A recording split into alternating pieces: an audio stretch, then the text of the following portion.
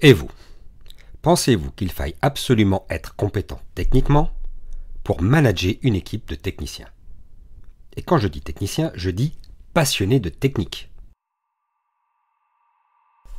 Scène de ménage ou scène de crime, histoire d'amour ou déchirure, les relations managériales ne sont pas toujours un long fleuve tranquille. Vous êtes un dirigeant aguerri ou en devenir? Dans ce podcast, à chaque épisode, je vous raconte une histoire que j'ai vécue ou dont j'ai été témoin. Ou bien ce sera avec un de mes invités. Et de toute bonne histoire, il y a un enseignement à tirer. Bonjour, je suis Thibaut Viel et ça fait plus de 25 ans que j'accompagne les entreprises sur leurs projets et leur management. En tant qu'entrepreneur, j'ai créé une entreprise qui comportait plus de 50 salariés quand je l'ai vendue. Aujourd'hui, je vous propose d'écouter Catherine Leledy, coach de dirigeants, qui nous parlera de son expérience sur la légitimité en management. Bonjour Catherine. Bonjour Thibaut. Merci d'être avec moi aujourd'hui sur ce podcast Scène de Management. Je vais te présenter un petit peu pour les auditeurs. Donc, tu es coach de dirigeants, c'est bien ça? Oui, oui, oui, oui, c'est ça, tout à fait. D'accord. Je croyais que tu allais continuer. Alors, Mais parce que si, je vais te demander de te présenter maintenant, nous dire un petit peu en quoi d'accord. consiste ton activité et ce que Ouais, tu, bien ce que tu sûr, proposes, ce que tu bien proposes sûr. et quel a été ton parcours rapidement pour arriver à cette activité-là, parce que je sais que tu as exercé de nombreuses fonctions de management auparavant. Oui, tout à fait. Donc effectivement, aujourd'hui, j'accompagne les dirigeants et les managers, donc de plusieurs façons. Alors en coaching individuel, pour... en fait, moi, j'opère un coaching de transformation, c'est-à-dire que les personnes finissent l'accompagnement en étant vraiment différentes. Et mon intention, c'est de vraiment les rapprocher de qui elles sont vraiment. Et c'est ça qui, à mes yeux, les rendra les plus puissantes, les plus équilibrées et du coup les plus heureuses. Donc ça reste quand même un coaching très opérationnel, hein. On part de problématiques concrètes qui sont apportées par le client. Et puis, il s'ensuit un contrat d'objectifs et par derrière, ben, le principe, c'est de lever les freins, en fait, en utilisant des leviers à la fois techniques, si Mhm. la personne en a besoin, et également sur des leviers que je dirais psychologiques. Et c'est bien en travaillant, c'est le dernier levier psychologique qu'en fait, la transformation, elle devient, comment dire, la plus importante et la plus pérenne, en fait. D'accord. Donc voilà, donc le coaching, c'est finalement une succession de prise de conscience et de mise en action. Voilà, donc ça, c'est pour le côté individuel. Puis j'accompagne aussi les équipes. Donc, Oui. c'est-à-dire une équipe, pour moi, c'est un dirigeant ou un manager et son équipe. C'est important qu'il y ait cet ensemble-là. Et c'est toujours sur des problèmes très opérationnels. Euh, et en fait, mon intention, que les équipes deviennent plus autonomes, que chacun arrive à dire ce qu'il a à dire, à fluidifier vraiment la parole, parce que pour moi, c'est un des éléments indispensables pour que l'équipe soit performante. D'accord. Voilà, très rapidement. Après, je vais plein d'autres choses, mais on va pas. Super, bah, tu auras peut-être l'occasion d'aborder ces autres sujets. Ça me fait plaisir d'entendre ce que tu parles, enfin, pardon, ce dont tu parles, et c'est notamment sur le fait de travailler avec le dirigeant sur qui il est vraiment. Hein, ça fait partie d'un de mes credos Ouais, également, et notamment sur le rôle de la sincérité en management. Et dans les ouais. parallèles que je fais avec l'acting, le fait que le meilleur comédien ne crée un personnage et ne crée un rôle qu'à partir de ce qu'il est vraiment et nous Mm. touchera que s'il est sincère dans ce qu'il dit. Et je pense pareillement qu'un manager ne peut être en relation vraie avec ses équipes que s'il est dans la sincérité et qu'il est du coup aligné avec ce qu'il est également. Ouais. Donc c'est vraiment Partage très très complètement important. et ouais, ouais. Je partage complètement et c'est vraiment, je vois, hein, enfin moi je l'ai vécu aussi. C'est difficile à faire. C'est difficile d'arriver à ce stade-là en fait. C'est dur, Donc c'est ouais, difficile. ouais, ouais, ouais. Non, On non, a c'est beaucoup c'est c'est vite dit, d'images, de mais parasitage, de choses, de mm, postures qu'on adopte en pensant que c'est comme ça que doit être un manager. complètement. Et puis pour réussir, hein, il faut réussir à se connaître soi-même. Hmm. Donc et ça c'est, bah, finalement c'est un peu le chemin d'une vie aussi, hein. Donc C'est, un métier à tisser infini. Oui, ouais, oui, oui, tout à fait. Et j'ai oublié de te remercier quand même de m'avoir invité Ah bah, c'est dans moi ton qui te podcast. remercie de m'accorder Je de suis ton ravie précieux de, temps.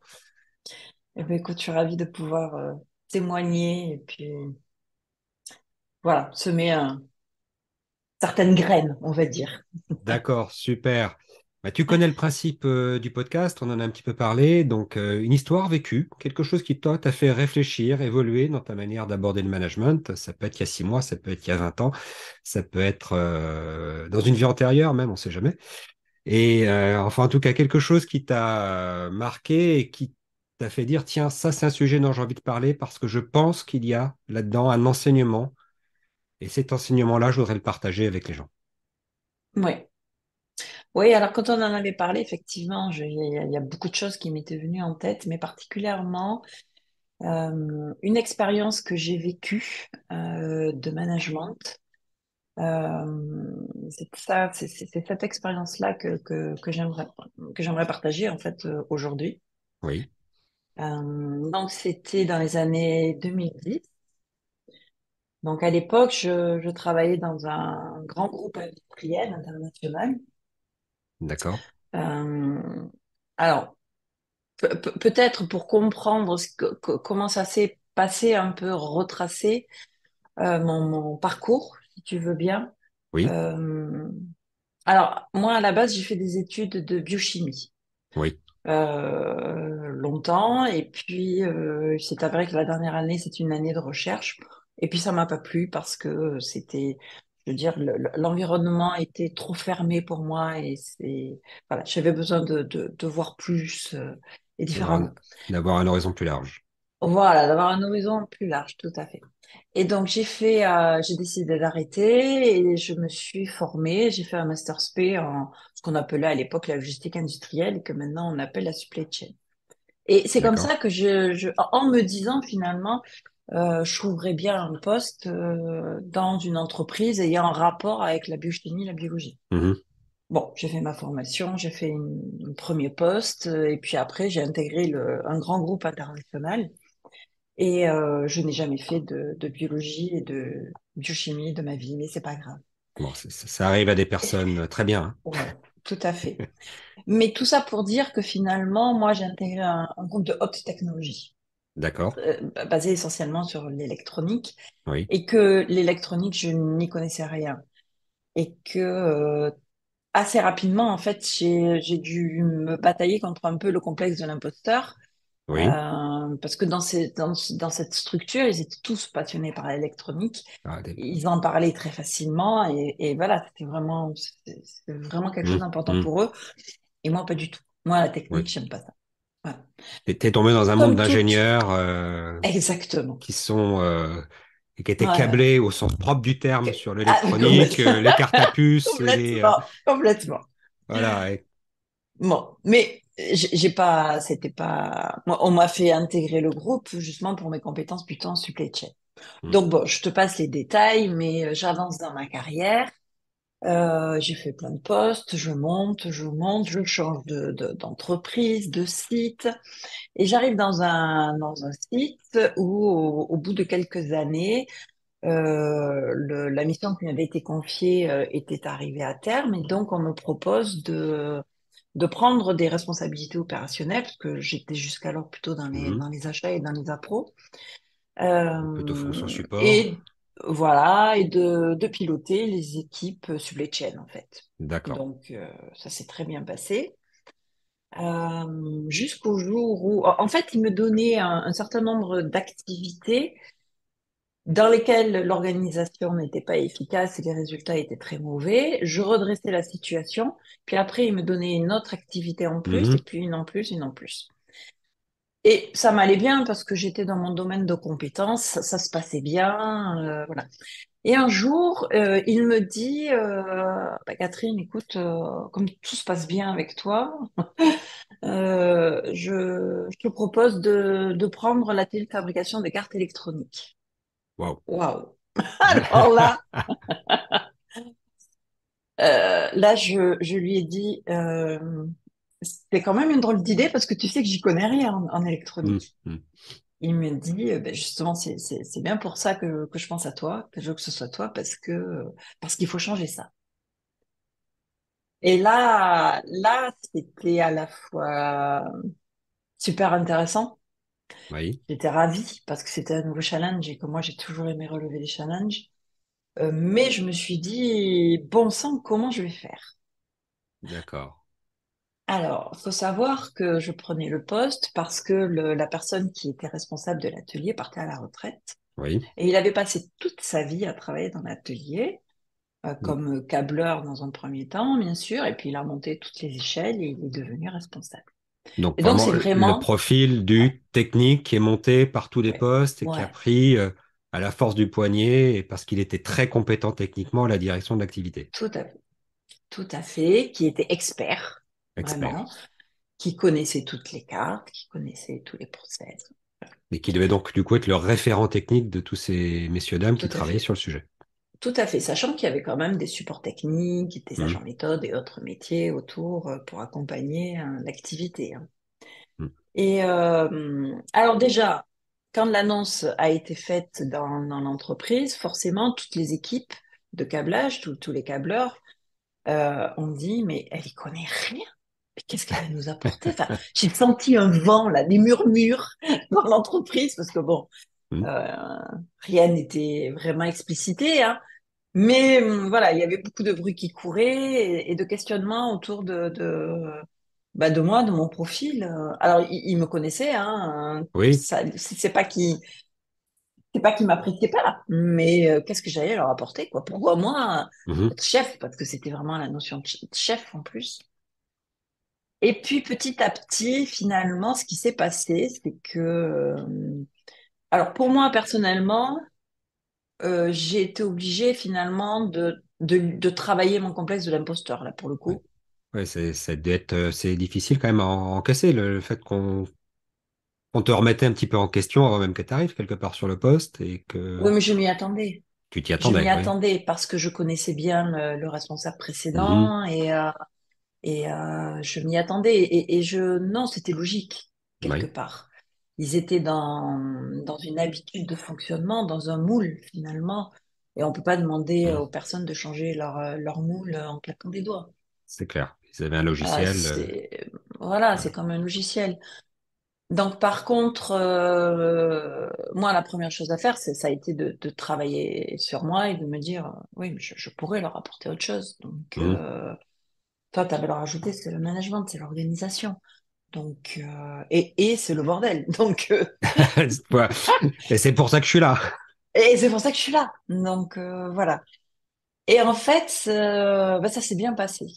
Ça s'est bien passé. Pourquoi? Alors, ça a été une super expérience et je me vois encore dans mes premiers temps des câbleurs qui venaient me voir avec leurs Oui. cartes dans les mains en me Mhm. disant voilà Catherine je fais quoi elle est en panne et je regardais cette très jolie carte mais qui ne me disait pas grand-chose et en fait de suite je lui disais enfin je disais à la personne ok, bon, tu sais que moi, j'ai pas les compétences en électronique, donc, mais je suis sûre que toi, tu as des idées. Qu'est-ce que tu ferais, toi, là, face à ce problème? Et c'est dingue parce qu'à chaque fois, là, les opérateurs, les câbleurs avaient des idées de solutions. Oui. Ils n'étaient pas en confiance. Ils savaient pas. Ils avaient besoin de validation. Parce que jusqu'à présent, finalement, ils avaient été habitués, ils avaient un problème, ils allaient voir le chef, Et qui leur leur chef le donnait la disait quoi faire. solution. Et voilà, le chef disait quoi faire. Et ils repartaient, ils appliquaient. Et Oui. ils n'avaient pas l'habitude de se poser trop de questions. Un C'était un peu peu quand même, hein, confort alors c'était... pour eux du coup, parce que ils avaient Oui, il un y avait... référent Ouais. qui avait Mm. la solution toute faite. Tant que j'appliquais la solution du chef, j'avais pas de problème quelque part. Ouais, Et c'était pas tout à ma faute si fait. ça marchait pas la solution du chef en plus. Voilà, c'est vraiment ça qui a l'idée derrière ce manque d'autonomie. C'est que Oui, finalement, on répond à ma place. Ok, j'ai pas d'autonomie, donc par moment, ça va me peser. Mais d'un autre côté, s'il y a une boulette de fête, on ne pourra pas me la reprocher, quoi. hmm, Donc je me laisse porter. oui, Et moi, quand ils arrivaient avec leurs cartes, je leur disais donc, ben toi, qu'est-ce que tu ferais? Et là, ils me donnaient des idées. Et déjà, pour eux, c'était quelque chose voilà, d'intéressant, je le voyais. Mhm. Parce qu'ils aimaient leur métier, ils aimaient parler technique, ils savaient exactement ce qu'ils faisaient, ils savaient l'erreur qu'ils avaient faite. Donc, et du coup, j'enchaînais, je leur disais, alors, qu'est-ce qui te manque en fait pour être sûr que c'est la bonne solution? Et là, voilà, ils disaient, ils trouvaient, et puis, et donc du coup, qui pourrait te valider ta solution? Vous savez très bien que derrière, il y avait des agents méthodes et autres Mhm. métiers. Bah, je vais aller voir un tel. Je dis, OK, bah, écoute, on fait comme ça. Et puis, si t'as un souci, on en reparle. Et voilà. Et ils allaient vérifier leur solution auprès des méthodes. Et puis ça a passé et ça roulait. Et donc voilà, c'est comme ça que ça s'est passé. Et finalement, petit à petit, euh, bah, je crois que je les ai montés en autonomie. Oui. En autonomie et je pense aussi que j'ai développé leur estime de soi parce que ils ont vu qu'ils étaient capables de Mhm. traiter les difficultés, de réparer leurs erreurs, de faire face à des problèmes techniques.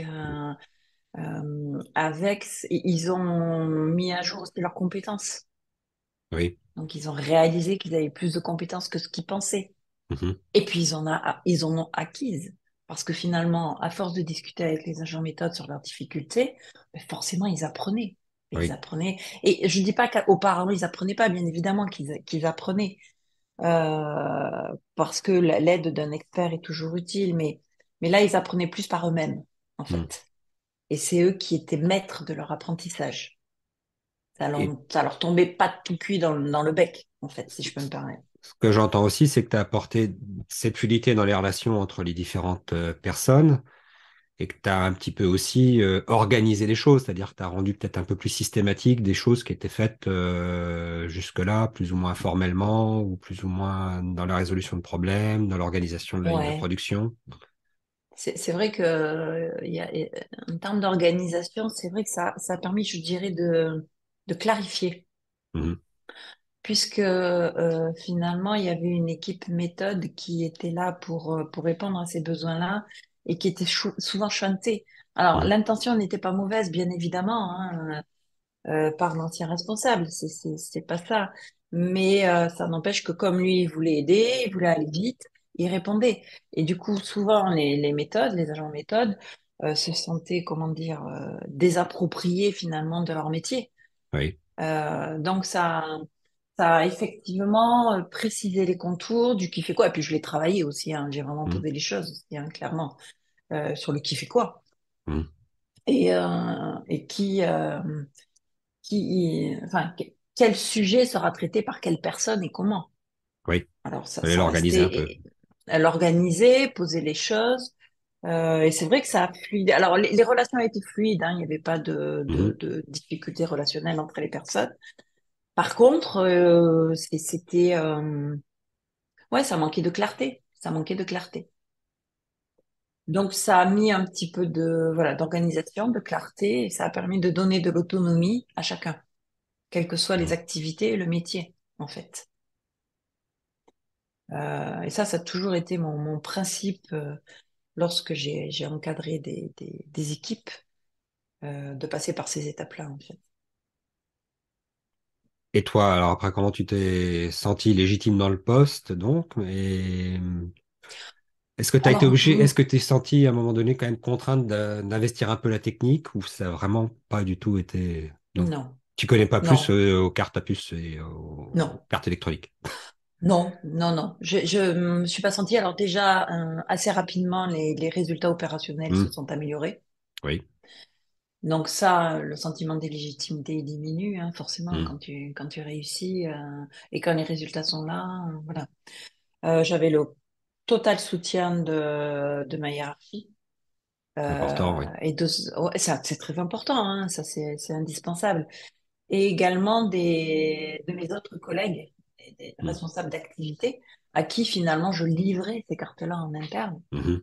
Et alors il y avait des difficultés, hein, mais voilà, on arrivait à les traiter.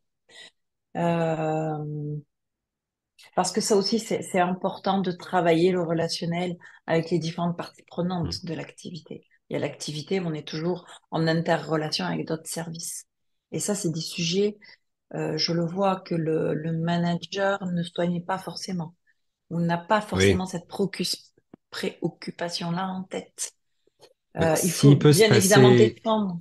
pardon, Oui. s'il peut se passer des gens autour parce qu'il a la compétence lui-même, il n'a pas ce que tu disais, il chantait un peu les méthodes parce que bah, quelque part, il était le bureau des méthodes à lui tout seul dans sa tête, peut-être aussi, il y avait ce Oui, côté-là. oui, et puis même vis-à-vis des autres services, donc des clients internes, il était dans Mm. l'assurance. Et Oui, donc, il y avait pas beaucoup Mm. d'ouverture à la discussion.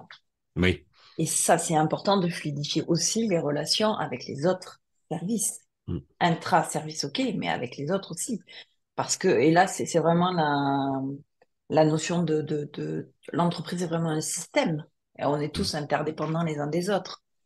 Et donc, quand il y avait une difficulté sur les délais, sur la capacité, euh, je faisais en sorte là aussi, de fluidifier les relations, de voir les priorités, mais pas moi seule dans mon coin, moi seule avec tous ceux qui étaient concernés par le sujet.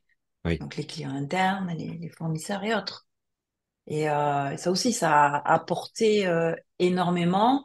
Et je vois que quand les personnes qui sont managers, mais avec une très forte culture technique oui.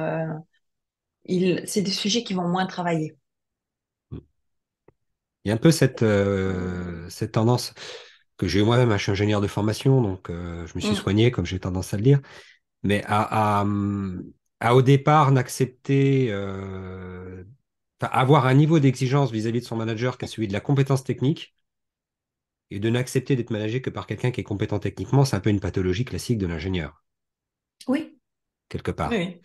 Donc comment on travaille sur ces sujets-là, comment on travaille, et ça pose la question de la différence de mode de fonctionnement entre l'expert et le manager. Est-ce qu'un expert peut être manager?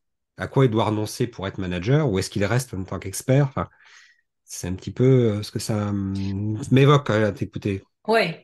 Alors moi, je suis pas dans le ou, Hmm. c'est-à-dire soit expert, soit manager. Moi, je milite quand même pas mal sur le et. On peut être D'accord. les deux dans le et. Mais il faut en avoir conscience et il faut développer sa posture managériale. Hmm. La difficulté, c'est des personnes qui n'en ont... Enfin, là où ça se passe pas bien, pardon, c'est avec les personnes qui n'ont... ou des entreprises qui n'ont pas ce niveau de conscience-là et qui pensent que le côté technique est suffisant pour faire Suffisant, fonctionner ouais. une équipe. Mais des entreprises où euh, il y a cette conscience-là que la partie managériale, ça s'apprend, ça se développe et qu'il faut en prendre soin, en fait. Si la personne a l'expertise technique plus les compétences managériales, c'est nickel, c'est tout Hmm. gagné. Voilà. Charge à elle après elle peut pas tout faire. Il faut quand même, mais c'est dans les compétences managériales aussi, je On pense, apprend à déléguer, savoir on déléguer, savoir apprend à s'appuyer, s'appuyer sur les voilà, autres, tout à fait. savoir faire le tri entre l'important et le reste, Entre savoir le prendre du faire et le faire recul faire. et le faire faire. Voilà, tout ça, ça peut s'apprendre, Hmm. mais il faut vraiment que la personne en ait la volonté, et je dirais même plus que la volonté, l'envie. Oui, l'envie, c'est vraiment une question d'envie. Ouais, ouais, ouais, je pense, parce que c'est l'envie qui va être notre moteur. Parce que ça reste un Ouais. métier très difficile. Quand même J'ai assez connu difficile. effectivement sur un projet, j'étais déjà consultant à l'époque, on m'avait demandé d'intervenir sur un projet qui était en difficulté et il y avait un directeur de projet qui avait une assez grosse équipe à manager et qui Mhm. était vraiment issu pareil de ses compétences techniques passées par tous les niveaux. Il avait été agent de maîtrise avant de monter, etc. Donc il avait une très très bonne maîtrise de tous les sujets techniques du projet. Mais il passait son temps à résoudre tous les problèmes techniques du projet. Et la plupart du temps, sa porte était fermée parce que c'est tout juste, il refaisait pas les plans, les notes de calcul, Mhm. voilà. C'est un peu le Et risque, c'est un c'est peu le sûr. risque. C'est un peu C'est le un peu le risque. risque. Mm, mm. C'est un peu le risque, mais je vois dans les personnes que j'accompagne, euh, ça se guérit. Ça se guérit. Voilà, on peut évoluer.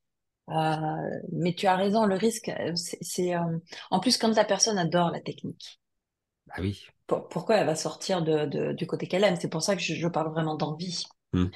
Euh, mais c'est aussi la porte ouverte pour rester, je dirais, dans le côté alors très opérationnel, mais gestion très très court terme, parce que c'est aussi valorisant de solutionner des problèmes.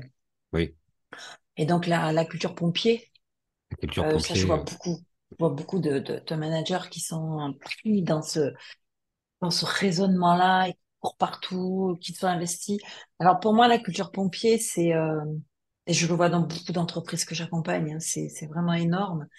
Euh, c'est sûr qu'il faut pouvoir faire un temps de pause, prendre du recul et passer du pompier à l'anticipation et au pilotage, Hmm. vraiment. Et finalement, je pense que c'est beaucoup plus facile quand on n'a pas les compétences techniques, métier, Oui, que quand on les a. bah oui, Parce parce que que c'est un peu un garde-fou. Parce que moi, je pouvais pas rentrer dans le détail à cette époque-là. Et, le lâcher-prise sur la technique, je le rencontre à différents niveaux. On le rencontre en tant que manager. Et là, le manager dont je te parlais, c'est un manager qui, pour le coup, avait été mis dans cette position-là, mais parce qu'on lui avait dit, bah, dans les profils de carrière, il faut que tu passes en direction de projet. Il bah n'avait oui, rien demandé à oui, oui. personne. Et lui, ce qu'il kiffait, c'était la technique, c'était résoudre ce genre de choses. Et comme c'était sa Mm. zone de confort et qu'il n'était pas du tout à l'aise dans le relationnel, qu'il avait aussi un problème de confiance, parce que pour pouvoir déléguer techniquement des choses que tu maîtrises, il faut avoir confiance non pas dans ta maîtrise technique, mais dans Dans celle l'évaluation de des la autres. compétence de la personne à qui Mm. tu délègues cette responsabilité technique. Donc, ça demande de juger des gens et non plus, enfin, d'évaluer ou de faire confiance aux gens et non plus faire confiance à sa propre compétence et aux choses. Et puis de les faire monter en compétences, Et de si les faire besoin. monter en compétences, de pouvoir Ah mais transmettre, etc. oui. C'est des vraies C'est complètement un compétences. changement de paradigme, hein. Ouais, C'est pour ça que c'est pas simple de devenir manager et que d'être accompagné, ça permet d'aller beaucoup plus vite et de pas se casser les dents dessus. Moi, j'ai trop vu dans ma vie d'avant, donc quand j'étais salariée, des managers, pareil, pour les mêmes raisons. Et quel que soit, c'était dans les achats, c'était dans d'autres métiers, qui étaient promus managers parce qu'on on les valorisait, parce qu'ils avaient bien réussi. oui, Et qui, alors non seulement eux étaient en difficulté quand ils se retrouvaient en position de management, mais en plus ils mettaient leurs collaborateurs en difficulté parce que c'est pas bien, ils répondaient pas à leurs besoins. Donc c'est vers ça moi c'est ça que j'essaie de faire passer comme message.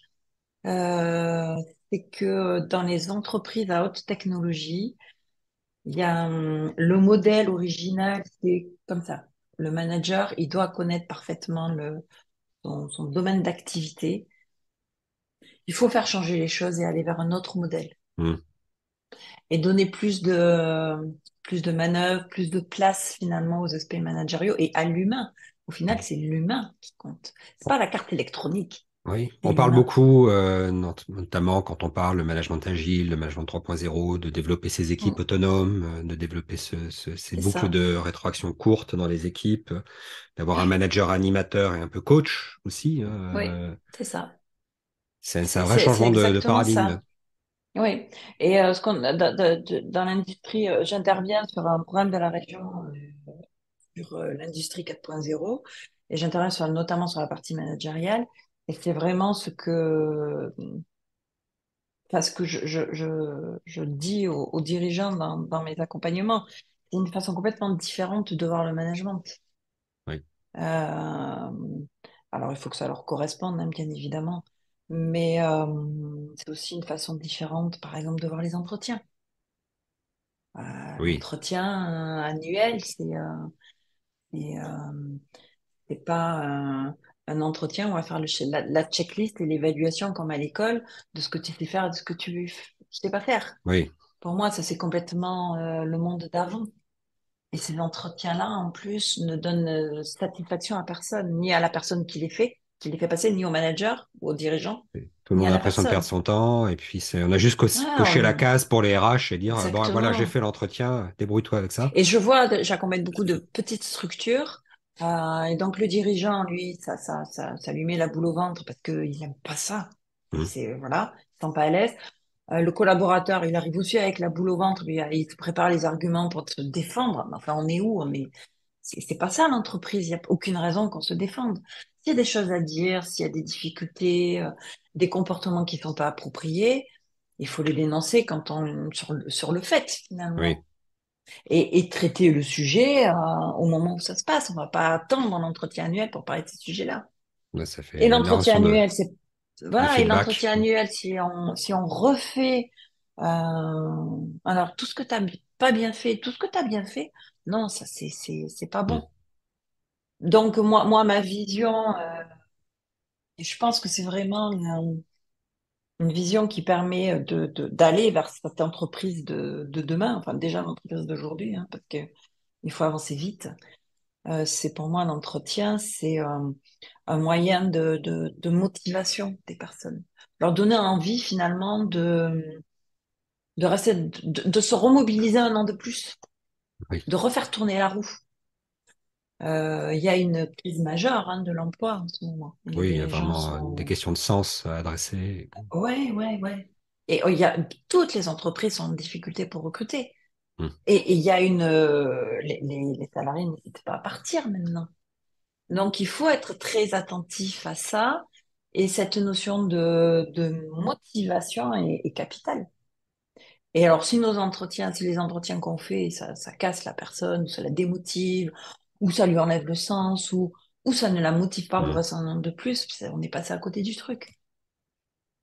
Donc voilà, moi j'ai vraiment enfin, c'est ce que j'essaie d'avoir, une conception nouvelle du management Mhm.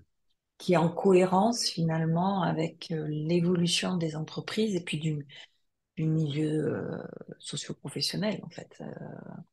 Je sais pas si c'est exactement le terme approprié, mais tout bouge tellement vite en ce moment, surtout depuis le Covid. On Euh, voit bien que les Tous les choses modes de changent. fonctionnement ont été Oh là là, c'est dingue. ré- Donc voilà, il faut se remettre en cause et révolutionnés. puis ouais. Et pour moi, ça revient à positionner vraiment l'humain au cœur de l'entreprise Mhm. euh, et moins la technique.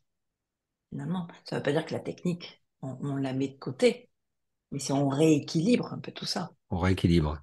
J'en commençais à entendre des choses en disant aujourd'hui, on n'a plus de problèmes techniques. Les problèmes techniques, on peut les résoudre. Allez. Parce qu'on- Mm. que les problèmes humains, c'est une autre question. Eh oui, ben oui, c'est pour ça qu'on fait appel à des coachs comme moi, Oui. quoi. Euh, Parce que c'est vrai que ben, c'est difficile, hein. Enfin, moi, la plupart je le vois quand je fais les diagnostics en entreprise, hein, la plupart des difficultés des entreprises viennent de problèmes relationnels, je dirais. Et derrière le relationnel, il y a l'humain. Et quand on traite ces difficultés relationnelles, on arrive à lever tout un tas de dysfonctionnements. C'est difficile hein, de travailler ces sujets-là quand on est le nez dans le guidon, quand on est à l'intérieur, quand on est hmm. pris par... Voilà. En récapitulant et en faisant un peu la conclusion, si tu devais Ouais. dire, voilà, ce que j'en ai retiré, moi, c'est ce point-là que j'aimerais vraiment que les gens qui écoutent ce podcast retiennent comme enseignement de mon parcours en tant que manager d'une équipe technique, alors que j'étais absolument pas compétent techniquement. Alors, je résumerai peut-être pas en un point, mais peut-être en plusieurs. Premier point, c'est faisable. Oui. On peut manager une équipe technique sans être technique. Et ça marche bien. Et tant est qu'on est vraiment manager. À l'inverse, une petite question un poil provocante. Est-ce qu'à ton avis, il y a des fonctions Ouais. pour lesquelles il vaut mieux ne rien connaître pour être manager, justement?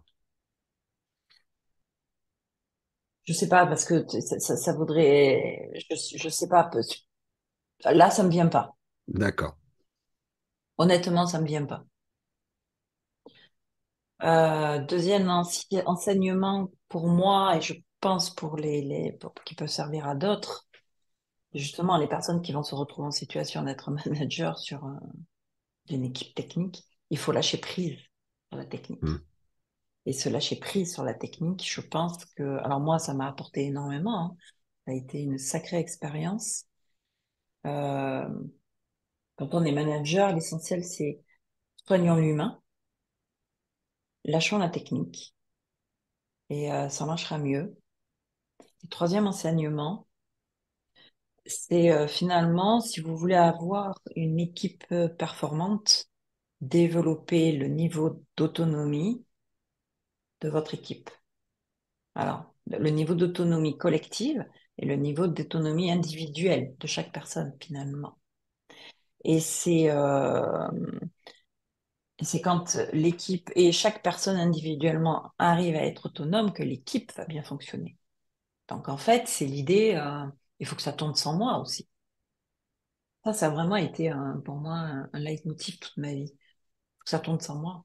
C'est comme ça que ça marche Oui. le mieux. Donc, voilà, je pense que c'est ces trois enseignements-là, place au management et moins à la technique, lâcher prise sur tout un tas de choses, de sujets, et monter les collaborateurs en autonomie. Il me vient là, comme ça, un brûle pour Super. point. Merci beaucoup, Catherine. C'est très riche. Bien, écoute, Ça merci apporte, à toi Thibaut. je C'est un pense, plaisir. beaucoup de grains à moudre et de réflexions à mener à toutes les personnes qui se posent la question de leur légitimité en management sur certains sujets, probablement. Oui. Mm, mm. De leur volonté d'être manager s'ils sont experts techniques, ou à l'inverse, je suis pas technique, est-ce que je peux être manager d'une équipe technique? Je pense que tu donnes des réponses assez éclairantes sur ce sujet. Donc, merci beaucoup. Eh ben, écoute, tant mieux. Voilà. J'espère.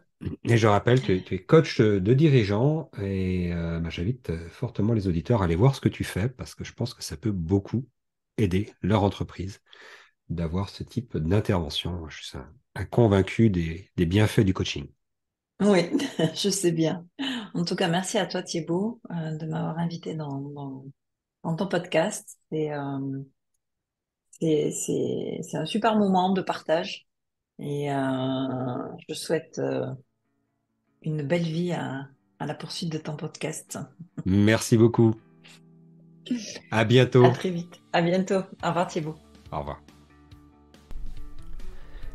Catherine, en partageant avec nous son expérience de manager, nous a déjà livré quelques pistes sur la manière de motiver, constituer une équipe autour d'un projet, autour d'une activité. Pour en savoir un petit peu plus sur ces activités, Catherine, je vous invite à aller voir son site internet également et à prendre contact directement avec elle. Je vous mets bien entendu le lien dans les commentaires du podcast. Développer l'autonomie collective et individuelle des équipes, c'est vraiment un des grands challenges du manager actuellement. C'est comme pour la tortue marine qui est le symbole d'Ayotl. Cet animal pâteau sur le sable, lorsqu'il retrouve son élément, l'eau, est pour moi le plus magnifique des animaux. C'est bien là le rôle du manager que de créer l'environnement favorable à ses équipes pour leur développement, leur autonomie. C'est pour ça qu'Ayotl a développé ses programmes pour aider les managers à développer leurs compétences, accompagner leurs équipes, réussir leurs projets. Je vous invite donc à découvrir l'ensemble de nos programmes sur le site www.ayotl.fr. Dans le prochain épisode, nous parlerons d'une maladie qui touche beaucoup trop les organisations, la réunionite aiguë, et de comment s'en guérir.